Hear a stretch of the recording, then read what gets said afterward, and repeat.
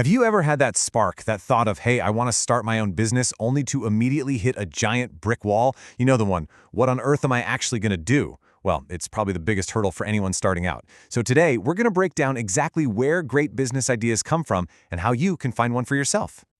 This feeling right here? Yeah, it's so incredibly common. You've got the ambition, you've got the drive, but that perfect idea, it just feels like it's hiding from you. It's that classic problem of staring at a blank page, and honestly, it can be totally paralyzing. So, that brings us right to the main event. Where do these great business ideas actually come from? Is it some magical lightning bolt of inspiration? Is it just pure luck? Or is there maybe a method to the madness? Well, turns out there really is a roadmap to not just find an idea, but to find a good one. Okay, first things first. Before we can even start trying to generate ideas, we need to get on the same page about what we're actually looking for. You know, what separates just a random thought from something that could be a real business. At its very core, a business idea is just this, a short, precise description. We're not talking about a 50-page business plan just yet. This is the foundation. But trust me, every single great business starts by getting this simple description right. And a fantastic way to build that description is to use this simple checklist. You just need to answer 4 questions. What are you selling? Who are you selling it to? How are you going to sell it? And probably the most important question of all, what problem are you solving for your customer? If you can answer these 4, you're not just dreaming anymore. You've got a real concept. All right, so knowing what an idea is definitely helps, but it can still feel like you're facing this huge blank canvas. So to help you focus your thinking, it's useful to know that most businesses fit into one of 4 basic models. Think of these as your starting templates. First up, you've got retailing. This is that classic model we all know and see every day. Think about your local grocery store or a clothing shop. You buy finished goods from someone else, and then you sell them to customers. It's pretty straightforward, but you gotta be ready for some serious competition. Then there's wholesaling. Now with this one, you're the essential middle person, the link in the supply chain. You buy in massive quantities from the producers, and then you sell smaller batches to the retailers. It's a business built on logistics and good relationships, kinda operating behind the scenes. Next, we have manufacturing. This is for all the creators out there, the builders. You're the one taking the raw materials, like wood or fabric, or even just lines of code, and turning them into a brand new product. This gives you total control, which is awesome, but it usually requires the most setup to get started. And finally, there's the service model. This is where you're not selling a thing, you're selling your skills. Whether you're a delivery driver, a great hairstylist, or a mechanic who can fix anything, your talent is the product. This model often has the lowest startup costs, which makes it a really popular entry point for a lot of new entrepreneurs. All right, so we know what a business idea looks like, and we know the basic models it can fall into. So now for the million-dollar question, how do you actually come up with them?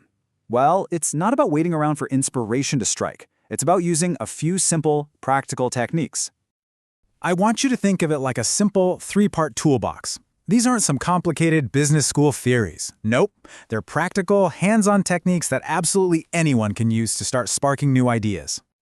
The first tool in our box is brainstorming, and this quote right here is the #1 rule. When you're brainstorming, there are no bad ideas. Seriously, just get a pen and paper and write down everything that pops into your head, no matter how weird or silly it seems. The goal here is quantity, not quality, because you never know what strange beginning might lead to a brilliant idea.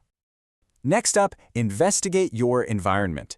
Basically, become a detective in your own neighborhood. Just walk around. Listen to what people are complaining about. Is there a service that's missing? Is there a product that would make life just a little bit easier for your community? So often, the very best business ideas are solutions to problems that are sitting right in front of you. And looking at your environment also helps you answer that other key question. How will you sell?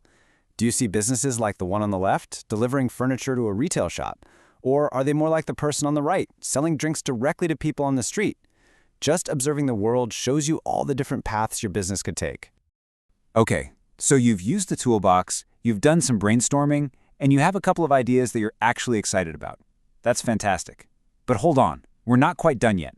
The last and maybe most critical step is to figure out if your cool idea is actually a viable business opportunity. And this right here is such a crucial distinction to make. An idea is just the starting point. An opportunity, on the other hand, is an idea that you've actually tested and that shows real potential for success. So how do we get from one to the other? Well, we use a simple framework. And that framework is called a SWOT analysis. It's a super powerful way to look at your idea from 4 different angles. Now, what's really cool is how it's broken down. Your strengths and weaknesses are internal. They're about you and your business, the stuff you can actually control. But opportunities and threats, those are external. They're about the market, the competition, all the things you can't control. And here's a perfect example of how it works. Let's say your idea is a low-price clothes shop. A strength could be your marketing skills. That's internal, something you have. A weakness might be the high rent for your shop, also internal, but a challenge. An opportunity? Hey, there are no other cheap clothing shops nearby. That's external and awesome. But a threat could be that your supply costs are going up. That's external and something you have to watch out for. See? This simple chart gives you a really powerful, honest snapshot of your idea's true potential. So you see, this whole process isn't magic. It's actually about structured thinking. It's about asking the right questions, using some simple tools, and then looking at your idea with a really honest eye. From defining what an idea even is, to brainstorming, to stress testing it with a SWOT analysis, you now have the complete roadmap. Your next big idea isn't just floating around out there. It's waiting for you to find it. So the only question left is, what will you look for first?